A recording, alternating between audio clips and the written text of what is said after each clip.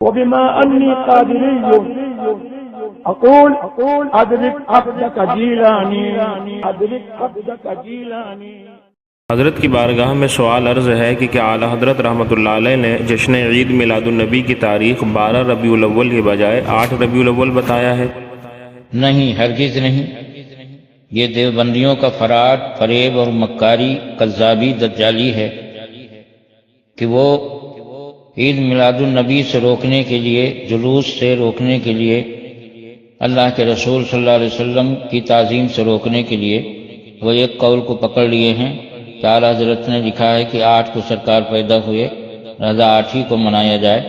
اعلیٰ حضرت نے کہیں نہیں فرمایا کہ عید میلاد النبی صرف 8 کو منایا جائے، بلکہ اعلیٰ حضرت امام اہل سنت علیہ الرحمہ نے، جیسا کہ میں نے ابھی بتایا، چند اقوال نقل کیے ہیں، ان میں سے ایک قول 8 کا بھی ہے۔ مگر اب سوال یہ ہے کہ اعلیٰ حضرت امام اہل سنت علیہ الرحمہ نے فتویٰ کس قول کے مطابق دیا ہے اور کس کو اعلیٰ حضرت نے مفتیٰ بہی اور معمول بہی قرار دیا ہے، اور کس قول پر اعلیٰ حضرت امام اہل سنت علیہ الرحمہ عمل کے قائل ہیں؟ تو فرماتے ہیں 7 قول ہیں، مگر اشہر و اکثر و ماخوذ و معتبر 12 ہے۔ مکہ معظمہ میں ہمیشہ اسی تاریخ میں مولد اقدس کی زیارت کرتے ہیں، کما فی المواہب والمدارج، جیسا کہ مواہب لدنیا و مدارج النبوۃ شریف میں ہے، اور خاص اس مکان جنت نشان میں اسی تاریخ مجلس میلاد مقدس ہوتی ہے۔ علامہ قسطلانی و فاضل زرقانی فرماتے ہیں مشہور یہ ہے کہ حضور انور صلی اللہ علیہ وسلم 12 ربیع الاول بروز پیر کو پیدا ہوئے۔ امام المغازی محمد ابن اسحاق وغیرہ کا یہی قول ہے۔ شرح مواہب لدنیا میں امام ابن کثیر سے ہے، هو المشہور عند الجمہور، جمہور کے نزدیک یہی مشہور ہے، اسی میں ہے هو الذی علیہ العمل، یہی وہ ہے جس پر عمل ہے۔ شرح حمزیہ میں ہے هو المشہور علیہ العمل، یہی مشہور ہے اور اسی پر عمل ہے۔ یہ ہے فتاوی رضویہ جلد نمبر 26 صفحہ نمبر 411-12 کی عبارت، جس سے صاف ظاہر ہے کہ اعلیٰ حضرت امام اہل سنت علیہ الرحمہ نے تاریخ ولادت کے بارے میں جہاں پر چند اقوال نقل کیے ہیں، اسی میں ایک قول 8 کا بھی نقل کیا ہے، اور علم تقویم اور علم زیجات کے اعتبار سے فرمایا کہ 8 آتا ہے۔ مگر سوال یہ ہے کہ شریعت میں چونکہ جمہور اور اجماع کا اعتبار ہوتا ہے، اس لیے اعلیٰ حضرت نے جمہور کے مطابق فتویٰ دیا اور صاف فرما دیا کہ مشہور، ماخوذ اور معتبر قول، معتبر کا بھی لفظ اس میں ہے۔ اب سوال یہ ہے کہ جب اعلیٰ حضرت کے نزدیک معتبر 12 ربیع الاول ہے، تو دیوبندیوں کا یہ کہتے گلی گلی کوچے کوچے پھرنا کہ اعلیٰ حضرت نے 26ویں جلد میں 8 ربیع الاول کو میلاد النبی منانے کے لیے کہا ہے، یہ ان کی بہت بڑی دجالی، کذابی، مکاری اور عیاری ہے، جو دیوبندیوں کو منافقین مدینہ سے ترکے میں ملی ہے، اور ہمیشہ وہ اپنی جھوٹ بات کو سچی ثابت کرنے کے لیے منافقین مدینہ کی روش اختیار کرتے ہیں کہ قرآن پاک میں ان کو فرمایا ان المنافقین لکاذبون، کہ بے شک منافقین ضرور جھوٹے ہیں۔ تو انہیں جھوٹے مکاروں کی روش کو ترکے میں دیوبندیوں نے لے لیا ہے، اور یہ مرے جا رہے ہیں، ناک رگڑے جا رہے ہیں، جان دے رہے ہیں کہ کس طرح سرکار دو عالم صلی اللہ علیہ وسلم کی نام کی تعظیم اور تعریف کو روک دیا جائے۔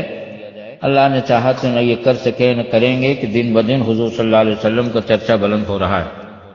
اور سنیے اسی فتاوی رضویہ کی 26ویں جلد صفحہ نمبر 414 پر یہ عبارت ہے۔ اعلیٰ حضرت امام اہل سنت علیہ الرحمہ فرماتے ہیں یعنی مسلمانوں کا روز عید الفطر و عید الاضحیٰ، روز عرفہ، سب اس دن ہے جس دن جمہور مسلمین خیال کریں اسے، اگرچہ وہ واقعے کے مطابق نہ ہو، اس کی نظیر قبلہ تحری ہے۔ مطلب یہ ہے کہ اگر سرکار دو عالم صلی اللہ علیہ وسلم 12 کو نہ بھی پیدا ہوئے ہوں، تب بھی چونکہ جمہور مسلمین 12 ہی کو مناتے ہیں۔ اب تو میں سمجھتا ہوں کہ جمہور نہیں بلکہ ساری دنیا میں عرب و عجم سب اس بات پر اجماع اتفاق کیے ہوئے ہیں کہ 12 ربیع الاول ہی کو جلوس نکالتے ہیں، 12 ربیع الاول ہی کو میلاد النبی کی محفل منعقد ہوتی ہیں ساری دنیا میں۔ تو اب تو جمہور کے سے ترقی کر کے اجماع بھی ہو گیا اس پر، اور اجماع کے مقابلے میں علم قیاسی اور علم ظنی کا اعتبار نہیں ہوتا ہے۔ اصول شرع 4 ہیں: کتاب، سنت، اجماع امت اور قیاس شرعی۔ قیاس کا درجہ چوتھا ہے۔ تو قیاس کی بنیاد پر اگر اعلیٰ حضرت امام نے کوئی قول نقل فرمایا تو دیکھنا یہ پڑے گا کہ اس کے مطابق فتویٰ بھی دیا یا نہیں، لیکن اعلیٰ حضرت نے فرمایا کہ اس کے مطابق فتویٰ نہیں، بلکہ مسلمانوں کا روز عید الفطر، عید الاضحیٰ، روز عرفات سب اس دن ہے جس دن جمہور مسلمین خیال کریں، اگرچہ وہ واقعے کے مطابق نہ ہو۔ اس کی نظیر قبلہ تحری ہے، یعنی قبلہ جب مشتبہ ہو جائے تو اس وقت تحری کریں اور جس طرف دل جمے اس طرف نماز پڑھ لیں، اگرچہ قبلہ ادھر نہ ہو پھر بھی نماز ہو جائے گی۔ پھر آگے اعلیٰ حضرت فرماتے ہیں لا جرم، عید میلاد والا بھی کی عید اکبر ہے، قول و عمل جمہور مسلمین ہی کے مطابق بہتر ہے، بہترین و مناسب ترین عمل وہی ہے جس پر جمہور مسلمانوں کا عمل ہو۔ تو آگے فرما چکے کہ جمہور مسلمانوں کا عمل 12 ربیع الاول ہے اور فتویٰ 12 کے مطابق دے رہے ہیں، تو کیسے کہہ دیا جائے کہ اعلیٰ حضرت نے 8 کے مطابق فتویٰ دیا ہے؟ اس کو دیوبندیوں کا جھوٹ اور مکاری کے علاوہ اور کیا کہا جائے؟ اللہ تعالیٰ دیوبندیوں کو سمجھ عطا فرمائے۔ ان کے دل پر ایسی مہر لگ گئی ہے کہ حق بات سمجھ ہی میں نہیں آتی، ہر جگہ چوہوں کی طرح کپڑا کترنا شروع کر دیتے ہیں۔ ان کھروں کو اللہ تعالیٰ توفیق عطا فرمائے۔ اب میں وہ عبارت پیش کرتا ہوں جس میں اعلیٰ حضرت نے بالکل صاف اور صریح طور پر فرمایا کہ جو ہے تو شرع مطہر میں کس چیز کا اعتبار ہے۔ یہ اقوال جو نقل کیے ان اقوال میں اعلیٰ حضرت کس قول کے قائل ہیں، کس کے مطابق جو ہے تو فتویٰ دے رہے ہیں۔ سنیے، فرماتے ہیں شرع مطہر میں مشہور بین الجمہور ہونے کے لیے وقعت عظیم ہے، اور مشہور عند الجمہور 12 ربیع الاول ہی ہے، اور علم حیات و عزیزات کے حساب سے روز ولادت شریف 8 ربیع الاول ہے، جیسا کہ ہم نے اپنے فتاوی میں ثابت کیا۔ مطلب یہ ہے کہ شرع مطہر میں، یہاں پر جملے پر غور کیجئے کہ شرع مطہر میں مشہور بین الجمہور ہونے کے لیے وقعت عظیم ہے، اور مشہور عند الجمہور 12 ربیع الاول ہی ہے۔ تو معلوم ہو شرع مطہر کے مطابق 12 ربیع الاول ہے اور 12 ربیع الاول ہی کو منایا جائے گا۔ باقی جو اقوال علم زیدات کے اعتبار سے یا سیرت کی کتابوں کے اعتبار سے ہیں اس کے مطابق اعلیٰ حضرت نے فتویٰ نہیں دیا، نہ اس کے مطابق جلوس وغیرہ نکالنے کے قائل، نہ میلاد النبی منانے کے قائل۔ میلاد النبی تو کسی دن بھی منا سکتے ہیں، لیکن یوم ولادت کی نسبت سے جو میلاد النبی منائی جائے وہ 12 کو ہی منائی جائے۔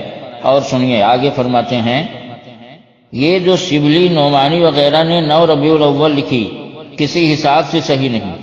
اب آگے فرماتے ہیں تعامل مسلمین حرمین شریفین و مصر و شام بلاد اسلام و ہندوستان میں 12 ہی پر ہے، یعنی جو ہے تو مسلمانوں کا عمل عرب و عجم میں مصر ہو، شام ہو، ہندوستان ہو، اور جو ہے تو مکہ شریف ہو، مدینہ شریف ہو، سب کا عمل 12 ہی پر ہے۔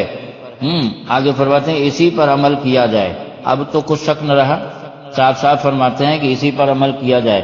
اور روز ولادت شریف اگر 8 یا بفرض غلط 9 یا کوئی تاریخ ہو، جب بھی 12 کو عید میلاد کرنے سے کون سی چیز ممانعت ہے؟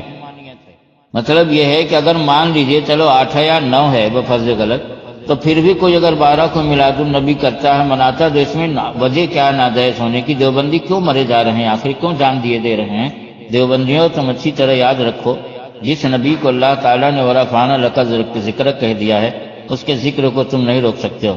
جس نبی کو اللہ تعالیٰ فرما رہا وَلَسَوْفَ يُعْطِيكَ رَبُّكَ فَتَرْضَىٰ، اس کا ذکر تم نہیں مٹا سکتے ہو۔ جس نبی کے بارے میں اللہ فرمائے وَمَا أَرْسَلْنَاكَ إِلَّا رَحْمَةً لِّلْعَالَمِينَ، اس کے ذکر کو تم ہرگز نہیں مٹا سکتے ہو۔ لہذا ناک رگڑ کے مر جاؤ اور سیدھے جہنم میں چلے جاؤ، اس کے علاوہ اور کچھ نہیں کر سکتے ہو۔ اللہ تعالیٰ اپنے محبوب کا ذکر بلند کر چکا اور ان کا ذکر دن بدن بلند ہوتا رہے گا۔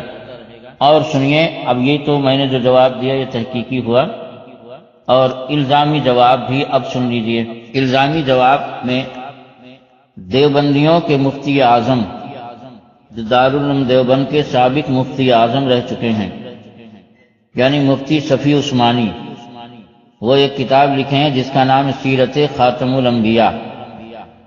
سیرت خاتم الانبیاء کے صفحہ نمبر 12-13 پر لکھا ہوا ہے کہ حضور صلی اللہ علیہ وسلم 12 ربیع الاول کو پیدا ہوئے۔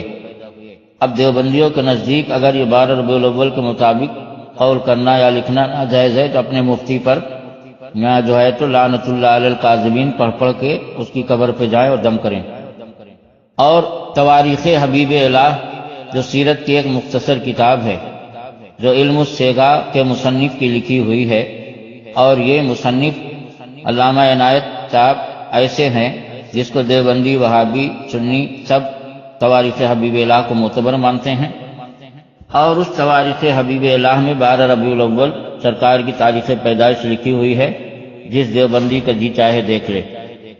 اور اس سے بھی زیادہ میں دیوبندیوں کا دروازہ بند کر دینا چاہتا ہوں کہ ان خبیثوں کو عقل ہی نہیں تو عقل کہاں سے آئے، مگر یہ کہ یہ جو ہے تو چونکہ کہاوت مشہور ہے کہ شیطان پریشان کرتا ہے، جان نہیں مارتا ہے، تو یہ دیوبندی شیطان ہے انسان کی شکل میں، مسلمانوں کی جان تو نہیں مارتا ہے مگر مسلمانوں کو پریشان کرتا ہے الٹی سیدھی باتیں کر کے، اس لیے اس کی میں وضاحت کر دینا چاہتا ہوں کہ انسا کی ایک مشہور کتاب مولوی عبد الماجد ندوی نے لکھی ہے جو 3 حصوں میں ہے، اور یہ میرے سامنے دوسرا حصہ رکھا ہوا ہے معلم الانسا کا۔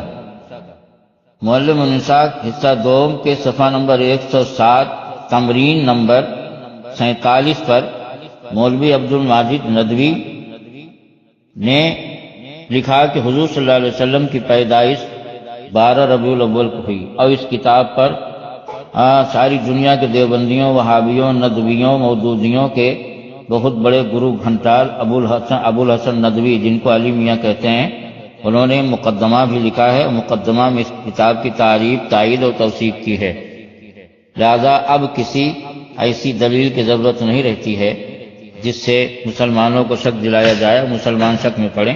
مسلمانوں کو میں ہمیشہ یہ تاکید کرتا ہوں کہ جب یہ فروعی مسئلے میں الجھیں، مثلا اسی مسئلے میں کہ ربیع الاول سرکار کی تاریخ پیدائش 9 ہے کہ 8 ہے کہ 12 ہے، تو ان سے صاف کہہ دیں کہ اگر ہم 9 کو سرکار دو عالم صلی اللہ علیہ وسلم میلاد النبی منائیں گے تب بھی تم اپنے عقائد کفریہ کی بنیاد پہ کافر ہو جب تک توبہ نہ کرو۔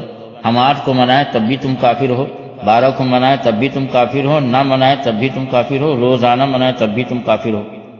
تو پھر تم اس مسئلے پر اعتراض اٹھانے اور انتشار کرنے کا مقصد کیا ہے تمہارا سوائے شیطنت کے؟ لہذا ہم کہتے ہیں کہ تم اپنے عقائد کفریہ کی بنیاد پہ کافر ہو، تم کہتے ہو ہم مومن ہیں، پہلے اس کا فیصلہ ہونا چاہیے۔ جب تک اس کا فیصلہ نہ ہو جائے تو تم اسلام سے باہر ہو، اسلام کے اندر کی بات نہیں کر سکتے ہو۔ وما توفیق الا باللہ علیہ توکلت۔